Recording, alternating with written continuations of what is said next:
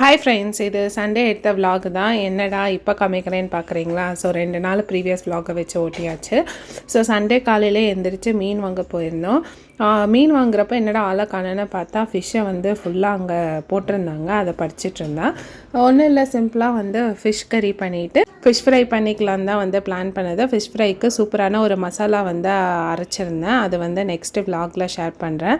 அது நல்லா இருந்துச்சு. ஆனால் அது கூட வந்து கொஞ்சம் மிளகா பொடி ஆட் பண்ணுற மாதிரி இருந்துச்சு. ஸோ அதை வந்து பரட்டி வைக்கிறக்குள்ளே வந்து நானும் வந்து பண்ணுறேம்மா அப்படின்னு சொல்லிவிட்டு அவளும் ஒரு 2 மீனுக்கு தடவைனா அதை கொஞ்சம் ட்ரை பண்ண விட்டுட்டு அதுக்கப்புறம் வந்து குழம்பு வைக்க ஸ்டார்ட் பண்ணியாச்சு. தேவையான மசாலாலாம் வந்து அரைச்சி, ஏன்னா கரண்ட் ஆஃப் ஆகிட்டு வருது இல்லையா, சம்மர் ஸ்டார்ட் ஆனதுனால.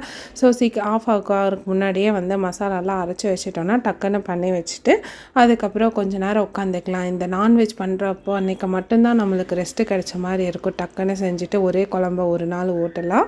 ஸோ அப்படி தான் வந்து சண்டே வந்து சிம்பிளாக ஃபிஷ் கறி, ஃபிஷ் குழம்போட வந்து அதோட ஃபிஷ் ஃப்ரை வச்சு வந்து சாப்பிட்டு முடிச்சாச்சு.